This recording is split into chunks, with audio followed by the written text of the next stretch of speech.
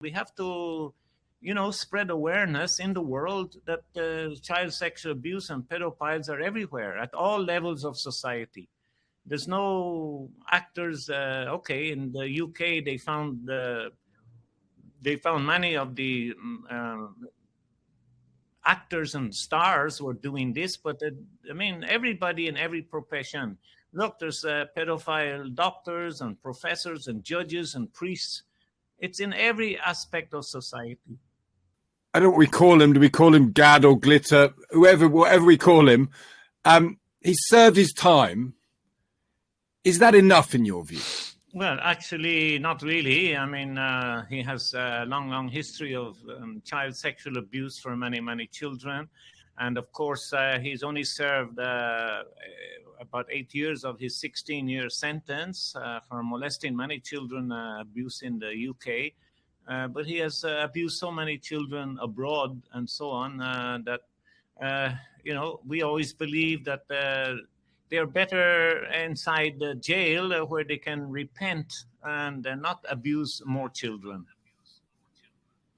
And what are you working on now? What do you want to see happen with him and his assets particularly? Well, yes. Well, at PREDA Foundation, we're in the Philippines, but we have worked for every child everywhere, actually. And in the past, many of the children that we have helped and served, we try to get them compensation. We have the PREDA Foundation. We heal and empower the children so they can go to court, they can testify, and they can get convictions. And at PREDA, we're very active in this legal work. So we're getting 15 convictions of pedophiles every year. At least the children, they're the ones who win the conviction because they testify in the court. And however, most of the abusers are very poor and they cannot pay the compensation that the court orders. In the Philippine law, they're supposed to pay compensation. And now in the case, we did get a case against Douglas Slade, a British pedophile. He's in jail in Bristol. And we got an award, the first ever for Filipino children in the London High Court. £127,000 was awarded to those children. Now, we're not sure if they actually got all of that because I think those legal fees had to be paid. But nevertheless, they did get compensation. And we did set,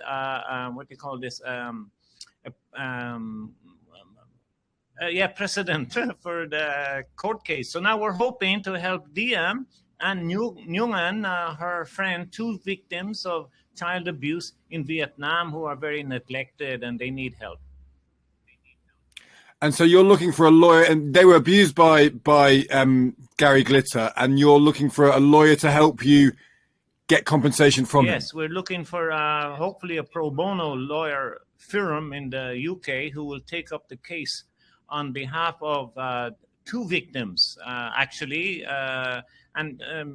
Glitter, this Paul Gadd, he was jailed actually in Vietnam and only served a short sentence. He was charged with child rape, which was really a death sentence, but he paid a small amount of money, $500 to each of the child victims' parents, and they reduced the charges to child sexual molestation. But, that's not near sufficient. But I didn't want him to get the death penalty, but he should have served longer in the Vietnam jail. And does he have the money? That's the question. Do you think he has money still for you to go and get? Other journalists are calling me and they said they know he has offshore bank accounts. I didn't get any details for them, but, many of these guys really hide away their money. And he has an expensive flat worth £2.5 million, I heard, in central London. So for sure, the court can garner his estate and pay the compensation that the children deserve. Why do you do this, Shay? Why do you devote your life to chasing down pedophiles or trying to get justice for victims of pedophiles? Why do you do it? I started off this many, many years ago. Now I'm 50 years in the Philippines. I started working for victims of child sexual abuse in 1983. I had here a center for victims of death squads, which we wanted to save children from the old Marcos dictator. He was killing the street kids because they were just using marijuana, using drugs. That was back in the 80s, and I set up a home to give them a shelter, a sanctuary, and all of that, and try to reduce the death toll. But then I discovered a ring of child sexual victims as young as 9 years old being abused by the U.S. Navy here in Olongapo City in the Philippines. So that's when I began, as you asked. I began then to save those children, and that's disgusting. I mean, so many young children, 9, 10, 12 years old, raped and abused by men for their sexual satisfaction. And it's a crime, and it's evil, and it's wrong, and it's destroying the lives of thousands of children. It's not only these victims.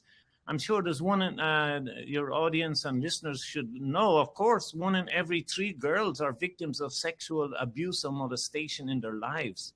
So it's a huge problem. And listen, it affects all of society. I believe there's maybe 90% of victims suffer and endure without help. Sexual abuse, never getting justice. They hide it, they keep it inside. And there's another 10% who are so badly affected by abuse, they become violent. And I think a lot of violence in society comes from childhood sexual abuse that is unaddressed.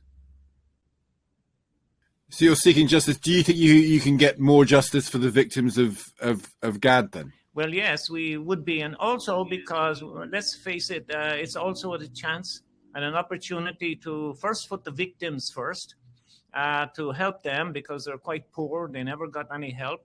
And number 2 is, of course, we have this opportunity of advocacy. We have to, spread awareness in the world that child sexual abuse and pedophiles are everywhere at all levels of society. There's no actors. In the UK, they found many of the actors and stars were doing this, but everybody in every profession. Look, there's pedophile doctors and professors and judges and priests. It's in every aspect of society. We have to stop this in any way we can and save all the children so they can have a life of dignity and their rights are, respected. Why should they suffer their whole life? The trauma of being raped and abused. Well, we wish you all the best in your mission. Thank you so much for talking to us today. You're absolutely welcome. Thank you so much.